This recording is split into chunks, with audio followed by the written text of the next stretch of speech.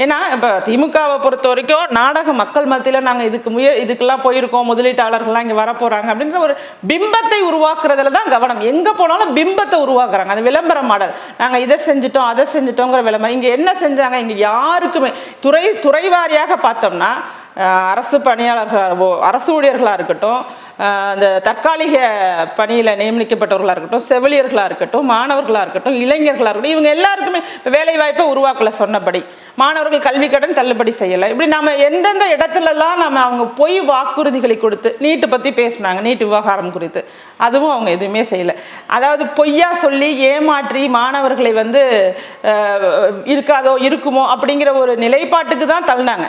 இந்த ஆண்டுக்கு முதலாண்டெல்லாம் ஏன்னா வந்த உடனே முதல் கையெழுத்து போட்டுருவோம் அப்படின்னு சொல்லி ஒரு வாயை திறந்தாலே பொய்ங்கிற மாதிரியான ஒரு வாக்குறுதிகளை கொடுத்து தான் இவங்க ஆட்சிக்கு வந்திருக்காங்களே தவிர இதில் உண்மைத்தன்மை இல்லைங்கிறத இப்போ மக்கள் தெளிவாக புரிஞ்சுக்கிட்டாங்க. இன்னும் குறிப்பாக சொல்லணும்னா இந்த கடந்த ஓராண்டாக இன்னும் மக்கள் மத்தியில் உண்மையான ஆட்சி அப்படிங்கிறது இங்கே இல்லை, இங்கே நடக்கிறது ஒரு பொய்யான ஆட்சி அப்படிங்கிறத புரிஞ்சுக்க தொடங்கியிருக்காங்க.